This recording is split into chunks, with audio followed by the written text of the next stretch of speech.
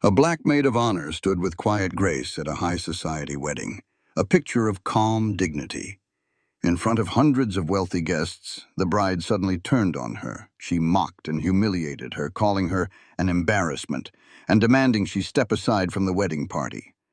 What no one in that gilded hall knew was that this so-called maid of honor was not what she seemed. She was a decorated army general, a war hero, and she was the woman who had saved the groom's life in the heat of combat. Before the night was over, jaws would drop to the floor, the arrogant bride would be silenced, and a truth so powerful would leave the entire room completely speechless. Before we find out what happens next, let us know in the comments where you're watching from. And if this story is already hitting home, make sure you hit that like button. The grand ballroom of the estate was a sea of glittering lights and expensive perfume. Crystal glasses clinked together, a delicate symphony accompanying the low hum of cheerful conversation. Guests in tailored suits and shimmering gowns mingled, their laughter echoing off the high, vaulted ceilings. Cameras flashed, capturing manufactured smiles and opulent jewelry. It was the perfect wedding, a meticulously crafted fantasy of wealth and happiness. David Miller, the groom, stood tall and handsome, his smile looking genuine as he looked at his new wife, Brittany Caldwell. She was radiant in a dress that cost more than a car, her blonde hair styled into an intricate updo, a diamond tiara sparkling on her head. For a moment, everything was exactly as it appeared, a fairy tale come to life.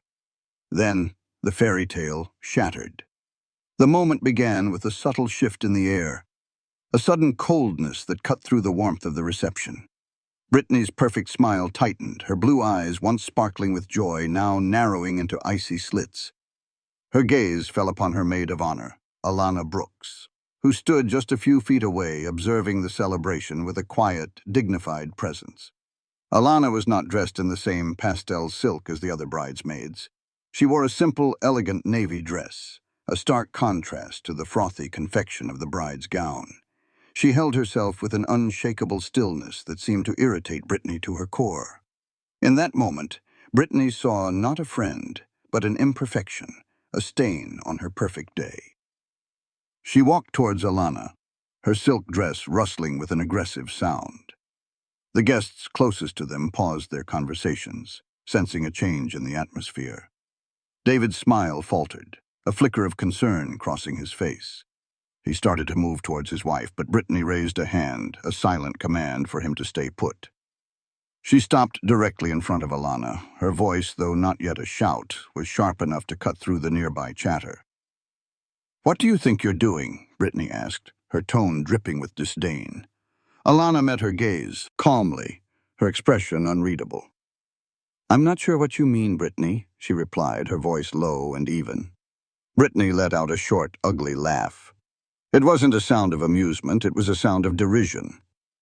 "You're embarrassing my wedding," she sneered, her voice rising now, drawing more eyes towards them. A ripple of whispers spread through the crowd. "Look at you. Just standing there like some cleaning lady who doesn't belong." Gasps could be heard from several tables. A woman in a feathered hat put a hand to her mouth, her eyes wide with shock. The wedding photographer, who had been capturing candid shots of the happy couple, lowered his camera, unsure if he should document this sudden, venomous turn of events. David's face tightened into a mask of controlled fury. His knuckles were white where he gripped the edge of a table. He knew this side of Brittany, the cruel, elitist streak she usually reserved for service staff or anyone she deemed beneath her.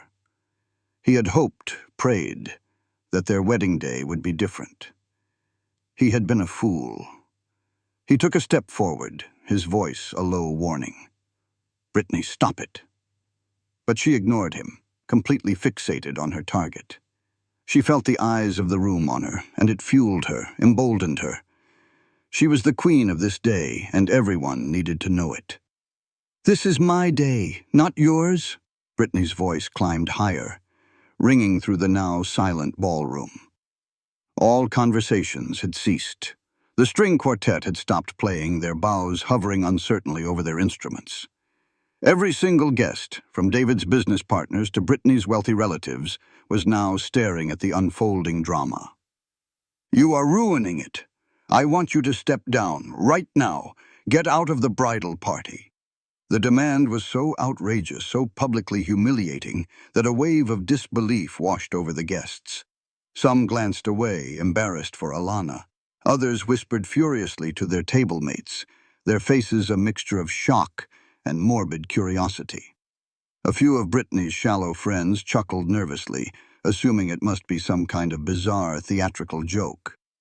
But one look at Brittany's face, contorted with genuine malice, told them it was not. She was dead serious. Her words, sharp as shards of glass, sliced through the hall, aimed directly at Alana's heart. And Alana? She stood there calm, silent, dignified. She did not flinch. She did not cry out or protest. She simply absorbed the verbal blows, her posture unbent, her gaze steady. She lowered her eyes for a moment, not in shame, but in a quiet act of patience, as if she were weathering a storm she knew would pass. Her stillness was a stark contrast to Brittany's frantic rage. It was a silence that was louder than any shout, a composure so absolute it was unnerving. The guests, the staff, everyone watching was left with the same burning questions. Who was this woman? And why was she allowing herself to endure such a vicious public humiliation without a single word of defense? They had no idea that her silence was not weakness. It was the calm before a hurricane. Brittany felt a surge of triumph. The silence in the room, the shocked faces, the way Alana had lowered her eyes. She interpreted it all as a victory. She had asserted her dominance. She had put the out-of-place woman in her place. She doubled down, her voice dripping with venomous satisfaction. She waved a dismissive hand at Alana, a gesture one might use to shoo away an unwanted animal. "Seriously, who even invited her?" she announced to the room at large, a cruel smirk twisting her lips. "She looks like the janitor snuck in with the staff and put on a dress." The insult landed with a thud in the silent hall. The air grew thick with discomfort. A few of Brittany's sycophantic bridesmaids giggled, their laughter sounding forced and tinny in the tense atmosphere. Most guests, however, were appalled. An older gentleman, one of David's senior board members, shook his head in quiet disgust. His wife placed a restraining hand on his arm, her expression horrified. They were witnessing the public unraveling of the woman their CEO had just married, and it was a deeply unsettling sight. This was not the behavior of a poised and respectable partner. It was the tantrum of a spoiled child. Carrying a tray of fresh champagne flutes, a young waitress named Lily Carter froze in her tracks.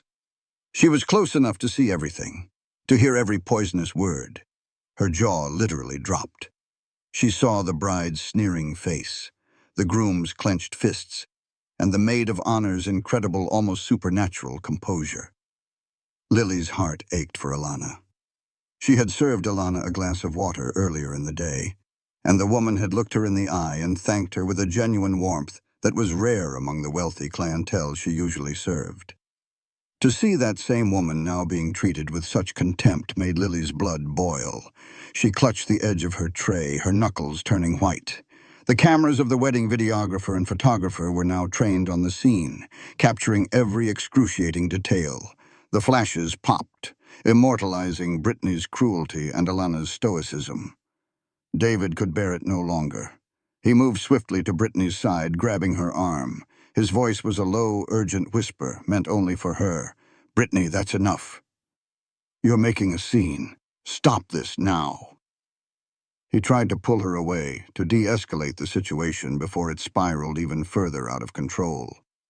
But Brittany was too far gone, lost in her own power trip.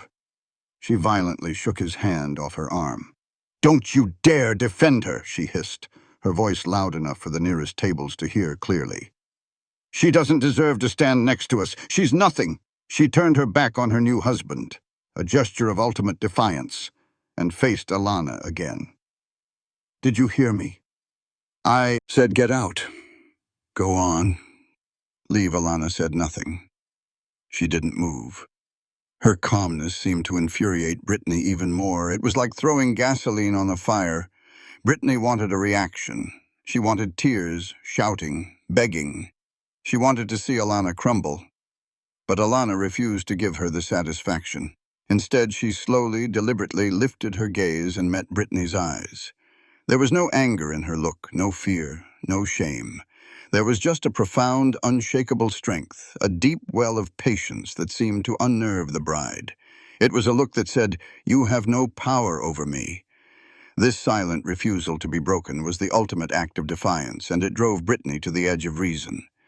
The audience watching this unfold, both in the room and later on screens around the world, would feel a collective surge of anger.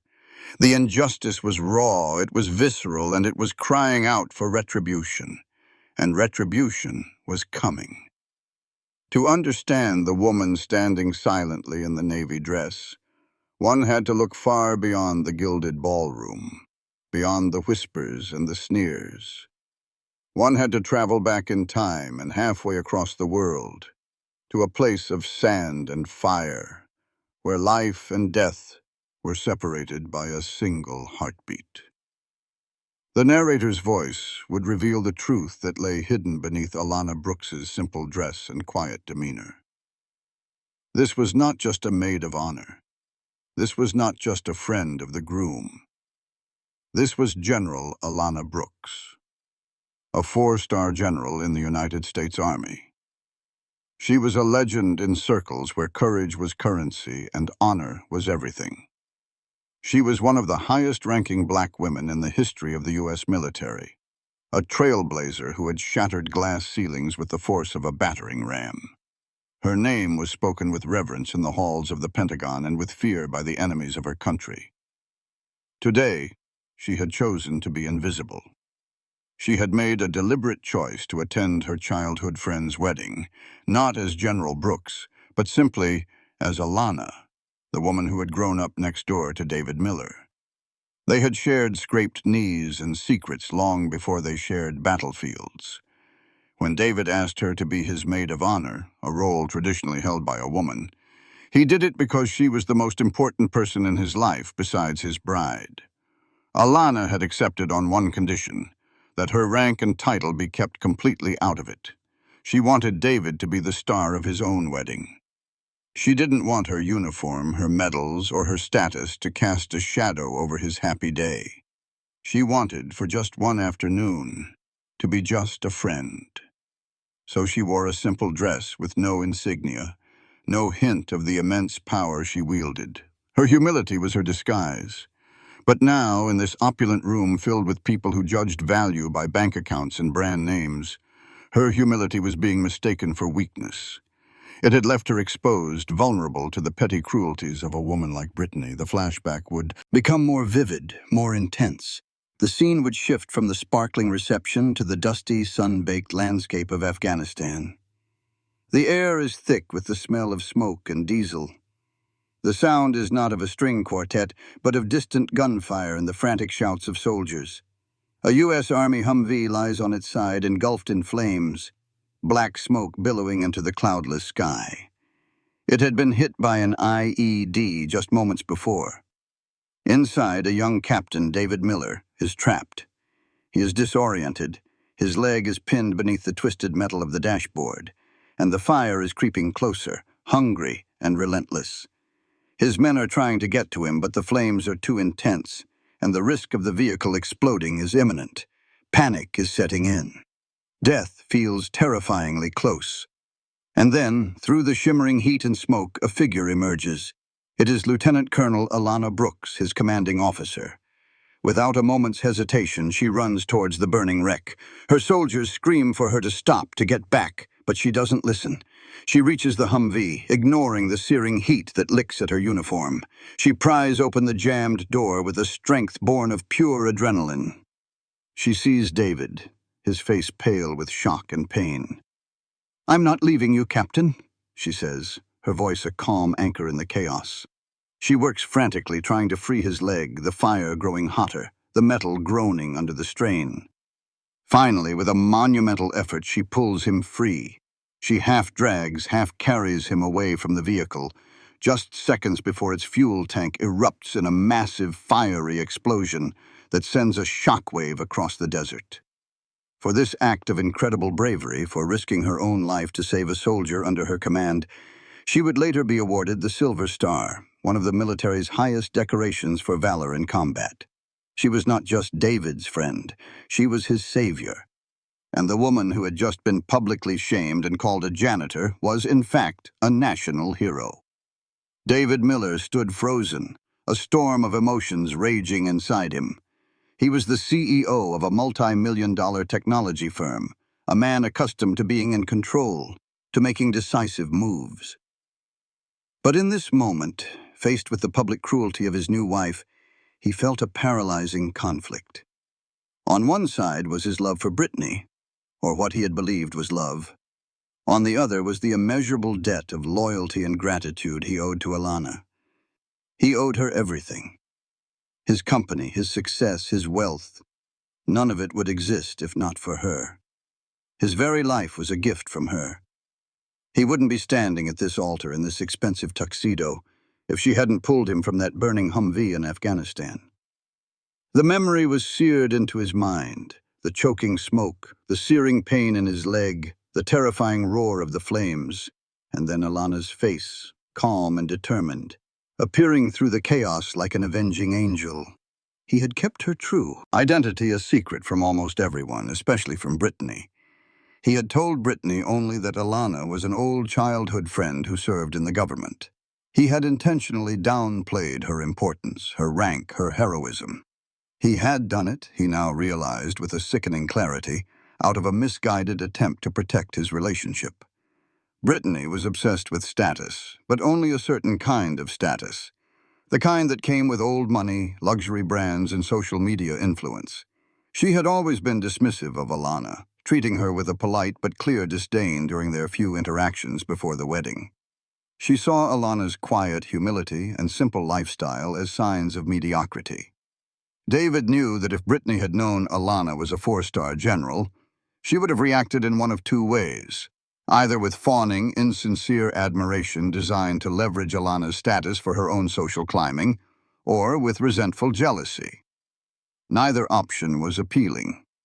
He had hoped that love, the sacred bond of marriage, would somehow blind Brittany to her own worst instincts, that it would soften her arrogance and teach her empathy.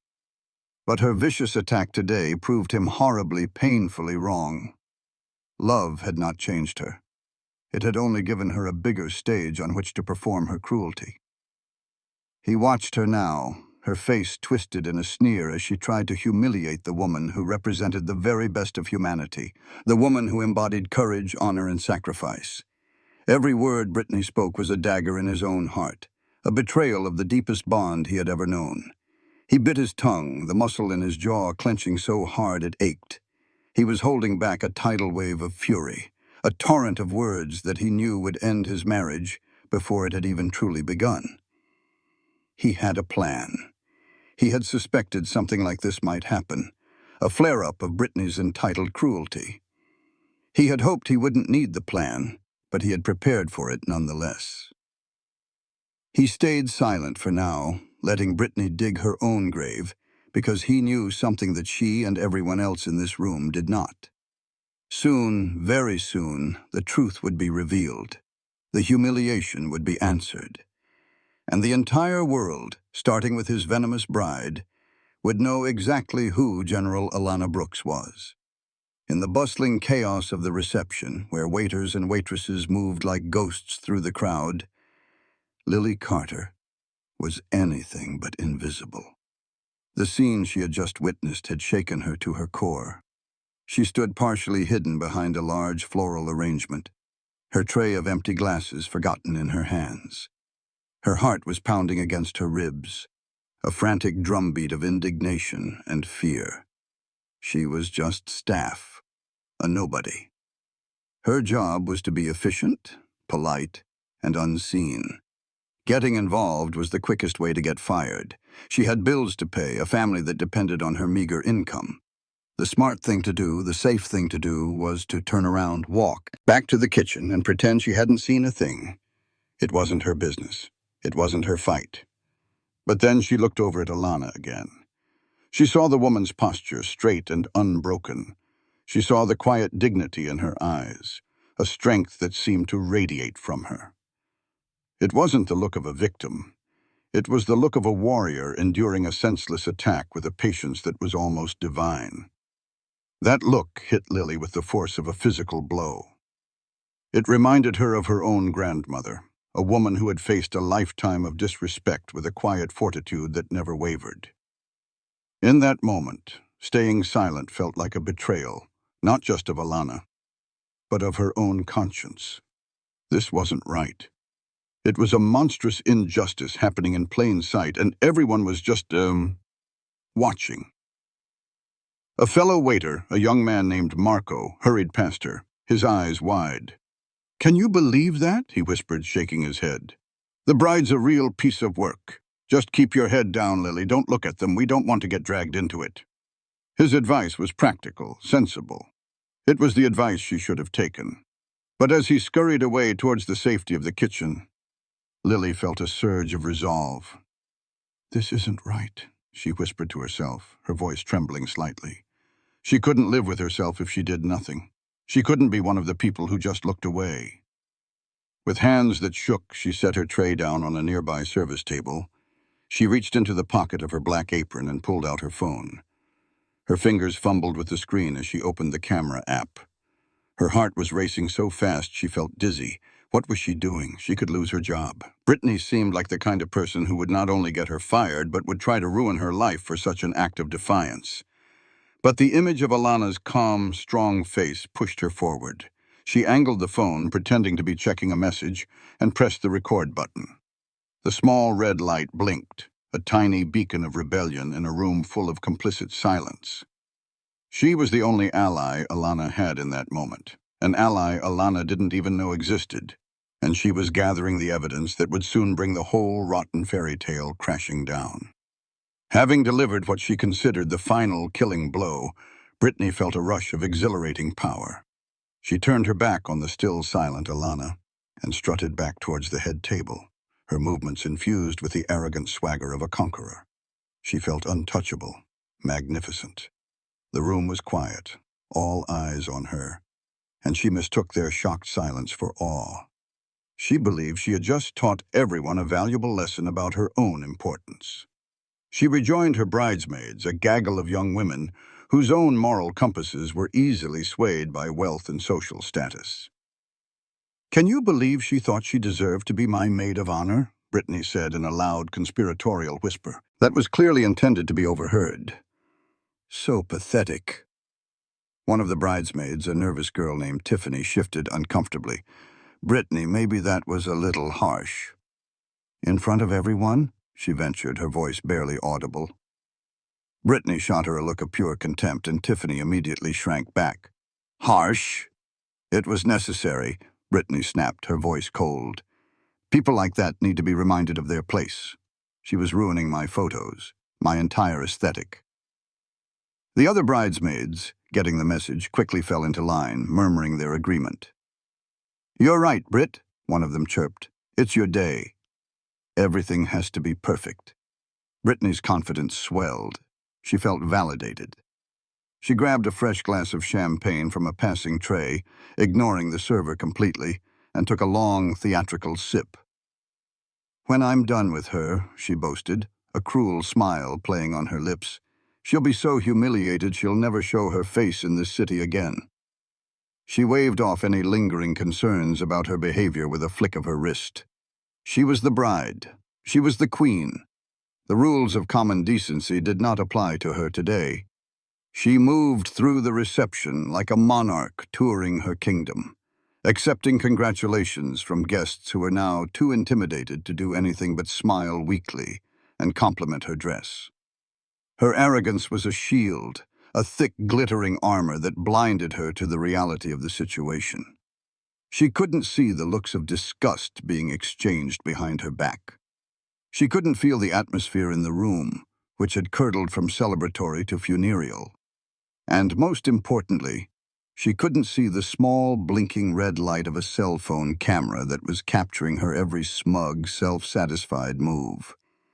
She was so convinced of her victory that she failed to realize the trap was already being set all around her.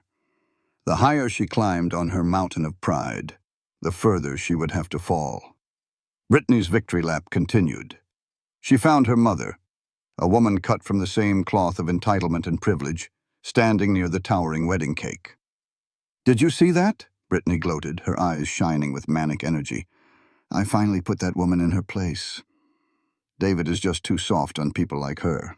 Her mother, a woman named Caroline, patted her arm approvingly. "You did what you had to do, darling," Caroline said, her voice smooth as silk. "This is a high-profile event.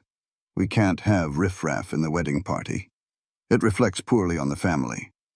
Their conversation was a chilling glimpse into a world where a person's worth was measured not by their character, but by their social standing. Feeling emboldened by her mother's support, Brittany launched into a series of stories for the benefit of the guests who had gathered around them. She laughed about a time she had a waiter fired from a five-star restaurant for bringing her sparkling water instead of still. She bragged about reporting a store clerk to a manager for not complimenting her outfit with enough enthusiasm. Each story was more petty and cruel than the last, told with a complete lack of self-awareness. She saw these acts not as cruelty, but as righteous assertions of her own superiority. "Power is about control," she declared, raising her champagne glass as if making a profound toast. "If you don't show people you're in charge, they'll walk all over you." The audience at home, who would later watch this footage, would feel a wave of revulsion. Brittany was not just a bride having a bad moment. She was revealing the rotten core of her character. Her cruelty was not an aberration. It was her defining trait. Each word she spoke was another nail in her own coffin, making her inevitable downfall not just deserved, but necessary. While she was preening and posturing, a silent current of information was moving against her. Lily, the waitress, her heart still pounding, slipped away to a quiet service corridor. Her hands were shaking, but her purpose was firm. She knew she couldn't just keep the video to herself. It needed to get to someone who could use it, someone who would stand up for Alana. She scrolled through her contacts, her mind racing. She didn't know David well, but she had his best man's number from the event planning sheet. His name was Mark. Taking a deep breath, she attached the video file to a message. She typed a simple, urgent sentence. "You need to see this. The bride is out of control." She pressed send. The digital evidence, undeniable and damning, began its journey. The trap was now baited and set. While Brittany reveled in her perceived power, Alana moved with a quiet purpose that went unnoticed by the chaotic crowd. She slipped away from the main ballroom, her face a mask of impenetrable calm. The humiliation, the insults, the stares, none of it had touched the core of who she was. She was not a victim to be pitied. She was a commander assessing a hostile situation and preparing her counter-move. She found what she was looking for, a small, unoccupied office that the estate used for administrative work. The room was silent, a stark contrast to the tense drama unfolding just down the hall. The air was cool and still. She closed the door behind her, the latch clicking shut with a soft final sound. The world of champagne and cruelty was locked outside. In here, there was only focus. She pulled out a small, unassuming satellite phone from her simple clutch, a device that looked out of place amidst the wedding finery, but was a standard part of her life. She dialed a number she knew by heart, a secure line that bypassed all civilian networks. It connected almost instantly. There was no greeting, no small talk. The voice on the other end was male, professional, and alert. "Go ahead." Alana's voice was low, steady, and stripped of all emotion. It was the voice of command, a voice that had sent soldiers into battle and brought them home again. "Activate the plan," she said. There was a brief pause on the other end, not of confusion, but of confirmation. "I'll need Pentagon confirmation sent to the Groom's device in the next 5 minutes. Full credentials." She was not asking, she was ordering. The man on the other end replied with 2 simple, powerful words. "Yes, General." The line went dead. Alana placed the phone on the desk. The call had lasted less than 30 seconds. But in that half-minute, the entire balance of power in the wedding, in Brittany's life, in David's future, had shifted irrevocably.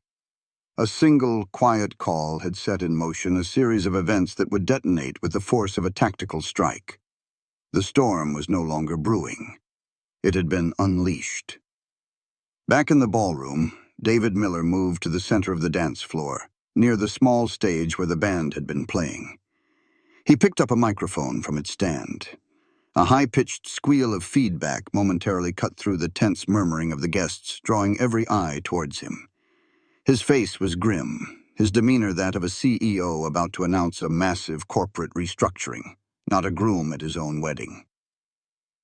"Could I have everyone's attention, please?" he said, his voice amplified, booming through the hall. The remaining whispers died out instantly. The room was so quiet you could hear the hum of the air conditioning. Brittany, who was still holding court with her mother and friends, rolled her eyes in annoyance. She thought this was David's attempt at damage control, a clumsy effort to smooth over the scene she had created. She assumed he was going to make some boring speech, thank everyone for coming, and try to get the party back on track. She started walking towards him, a proprietary smirk on her face. "Finally, you're doing what I want," she whispered to him as she approached, believing he was about to publicly apologize for Alana's presence and validate her own actions. She thought she had won so completely that he was now acting entirely under her direction. Her smugness was a blinding fog, preventing her from seeing the precipice she was standing on.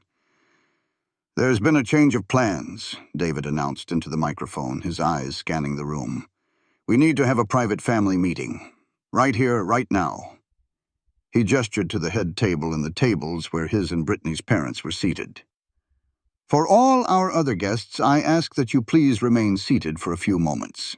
The staff will be around with more champagne shortly." The announcement was bizarre.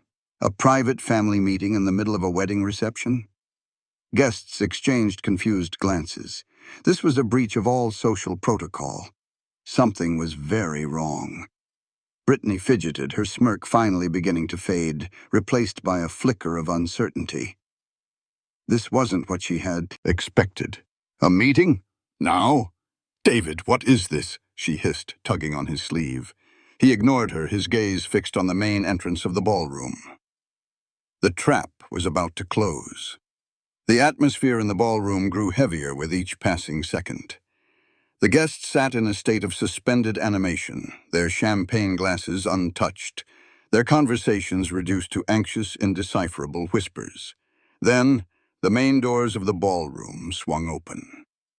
But it wasn't more waiters or late-arriving guests who entered. The first to arrive were three older men in impeccably tailored business suits. Lily, the waitress, recognized them from the pre-wedding briefings. They were the most powerful members of David's company board. Their faces were stony, unsmiling. They walked in and stood near the back wall, their presence immediately signaling that this was no longer just a wedding reception. It was something else entirely. Brittany's heart began to beat a little faster. Why were the board members here? What was going on? Her confusion quickly morphed into a dawning sense of dread. A moment later, two more figures entered through the same doors. They were tall, broad-shouldered men, one white, one black. They were dressed in the immaculate, crisp uniform of the United States Army. One was a colonel, the other a major, their ranks clearly visible on their shoulders.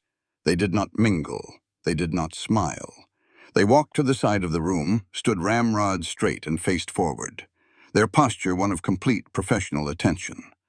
A wave of gasps and frantic murmurs swept through the room. Military officers? At a wedding? The guests were utterly baffled. This was beyond strange. It was surreal. Brittany's face, which had been flushed with triumphant rage just minutes before, was now rapidly losing its color. A cold, creeping fear began to snake its way up her spine. This had something to do with that woman, Alana. It had to. She looked at David, her eyes wide with a mixture of fear and accusation. "David, what have you done?" she whispered, her voice trembling. David ignored her. He raised the microphone to his lips again, his voice ringing out with cold, hard clarity. "Thank you all for your patience." He paused, letting the tension build to an unbearable peak. He scanned the crowd, his gaze finally landing on Brittany, pinning her in place. "There's someone here today that some of you have disrespected. Someone you have judged and humiliated." His voice was laced with a controlled fury that was more terrifying than any shout. "And I need to make it clear to everyone that this person owns more honor, more courage, and more integrity than this entire room combined." The accusation hung in the air, thick and suffocating. The guests stared, transfixed. Brittany froze, her mouth suddenly dry, her mind struggling to process what was happening. Her victory was crumbling into dust, replaced by a terrifying certainty that she had made a catastrophic mistake. Then, the great ballroom doors at the far end of the hall opened one last time. Every head in the room swiveled in unison to face them. A profound silence fell over the crowd, a collective intake of breath that seemed to suck all the air from the room. A figure stepped through the doorway and began to walk towards the center of the room. It was Alana.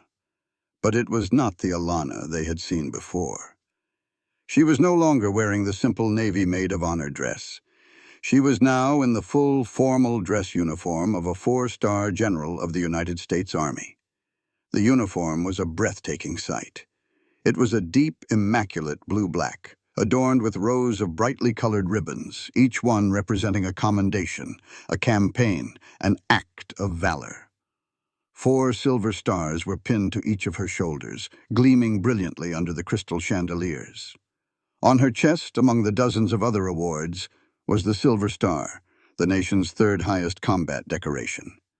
Her posture, which had before seemed merely dignified, was now revealed as the ramrod straight, unshakable bearing of a high-ranking military commander. She walked with a slow, deliberate pace, her eyes fixed forward, her expression calm and authoritative. The 2 officers who had entered earlier snapped to attention, their salutes sharp and precise as she passed. The reaction in the room was instantaneous and universal. Jaws literally dropped. Wine glasses were frozen halfway to lips. People half rose from their seats, their faces a mask of utter, stupefied disbelief. The sound of 100 different realizations clicking into place at once was almost audible. The quiet woman in the simple dress was... this? The janitor was a general?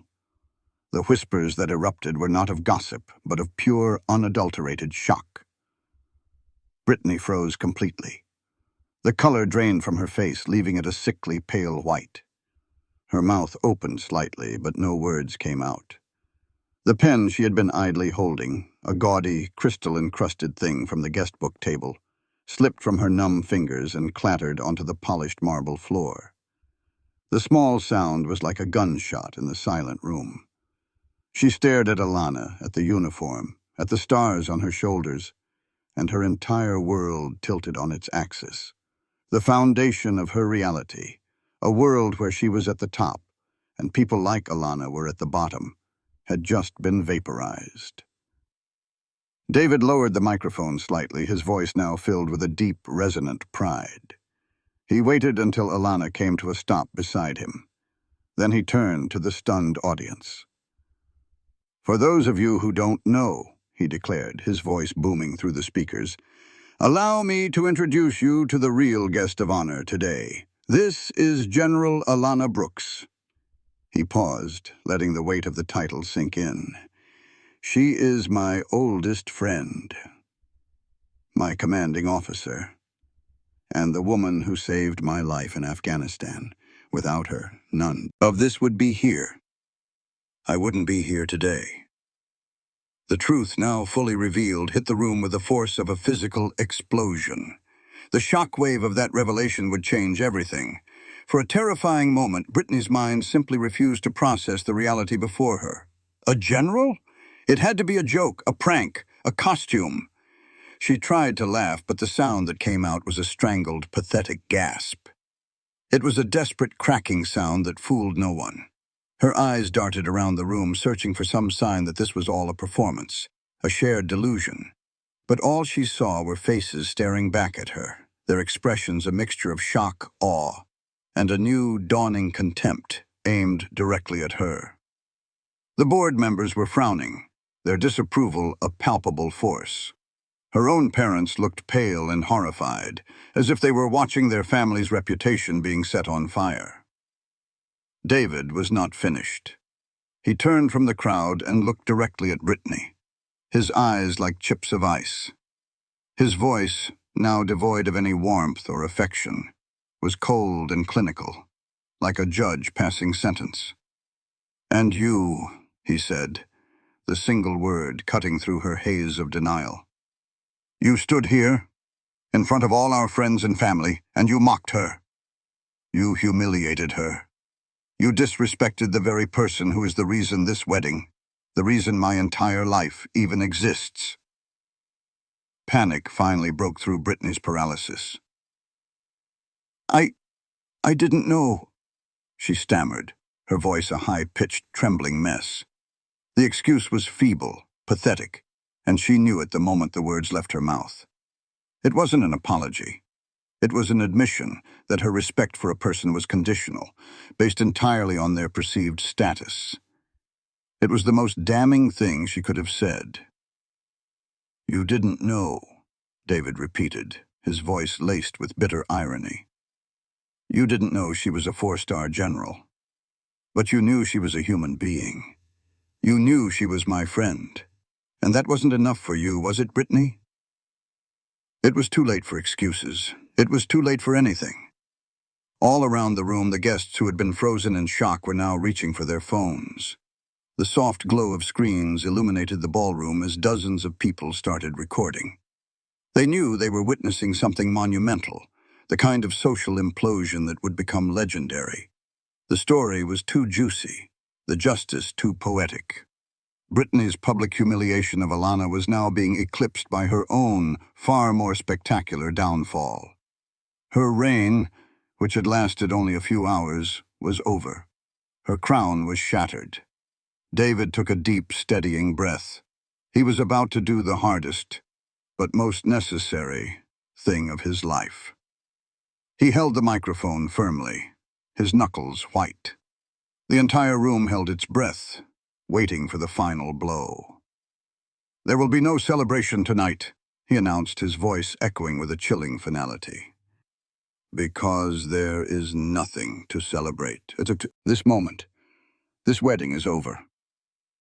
A collective gasp, louder and more profound than any before, swept through the hall. It was the sound of 100 people realizing they were witnessing the end of a marriage just hours after it had begun. Brittany let out a sound that was half scream, half sob. "No! David, you can't!" she cried, lunging for his arm. But he stepped back, away from her touch, creating a physical and symbolic distance between them. "I can, and I am," he said, his voice unwavering. He was no longer speaking to her, but to everyone. "I cannot, and will not, be married to a person who treats another human being with such cruelty and contempt. I will not be bound to someone whose character is so fundamentally rotten." The guests erupted into a chaotic buzz of conversation. Phones were now held aloft openly, their cameras flashing, capturing Brittany's complete and utter collapse. She screamed again, a raw, desperate sound of disbelief and rage. "You're doing this for her?" she shrieked, pointing a trembling finger at Alana. "You're throwing this all away for her?" David didn't even look at her. He turned his back on his bride, a final, public act of dismissal. He faced Alana, the woman in the uniform, the woman who had stood silently through the storm. In front of everyone, he took her hand. It wasn't a romantic gesture, but one of profound respect and solidarity. He raised their clasped hands for all to see. "I am not throwing my life away," he said, his voice filled with emotion for the first time. "I am honoring it. I am honoring the person who gave it back to me. Lily Carter, standing near the back, watched the scene unfold, her phone still recording. A tear of vindication rolled down her cheek.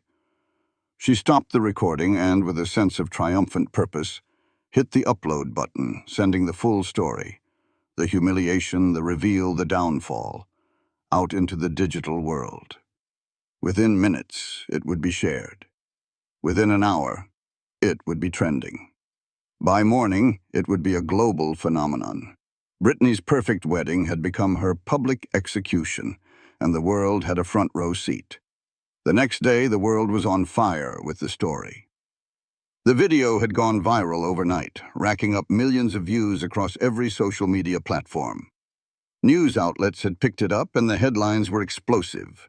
Arrogant bride humiliates war hero. CEO calls off wedding mid-reception to defend Army general. Britney's name became synonymous with entitled cruelty, her face a meme for arrogance. She had become infamous in the space of a single night, her reputation destroyed so completely it was almost impressive.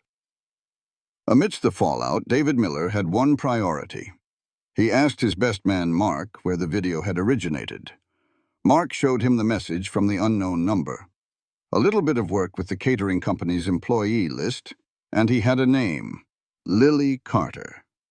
He found her the next afternoon. She was in the small, cramped apartment she shared with her sister, terrified she was about to be sued or fired or both. When the knock came on her door, she expected to see a lawyer. Instead, she saw David Miller, the groom, standing there, his expression gentle and grateful. Lily was stunned into silence. "Miss Carter?" he asked politely. She could only nod, her throat suddenly tight. "May I come in?" She stepped aside, letting him into her humble living room. He didn't seem to notice the worn-out furniture or the peeling paint on the walls. His focus was entirely on her. "I'm here to thank you," he said, his voice sincere. "What you did yesterday, it was incredibly brave. You didn't have to do that. You risked your job to stand up for someone you didn't even know." Lily finally found her voice, though it was barely a whisper. "What she was doing, it was wrong. I couldn't just stand there and watch." David smiled, a real, warm smile. "That's called integrity, Lily. It's a rare quality, and it deserves to be rewarded." He paused, and then he made an offer that would change her life. "You saw how I handle my affairs. I value loyalty and courage above all else. The personal assistant I have now, well, let's just say his values no longer align with mine. The position is open. I want to offer it to you." Lily stared at him, her mind unable to comprehend his words. A personal assistant? At his multi-million-dollar company? Her? The waitress? "But I don't have any experience," she stammered, tears welling up in her eyes. "I don't even have a college degree." David shook his head. "I don't care about that. I can teach you the skills you need for the job. I can't teach you character. You already have that. You did the right thing when it was hard, and that's the only qualification I care about." Lily was speechless. The tears that had been welling in her eyes now spilled over, streaming down her cheeks. They weren't tears of fear or sadness, but of overwhelming, unbelievable joy. Through her tears, she managed to nod, to whisper a choked, "Yes, thank you." In a world that so often seemed to reward the cruel and punish the kind, she had just witnessed a moment of pure, beautiful justice. Her small act of courage had not only brought down a tyrant, but it had also built her a future she had never dared to dream of.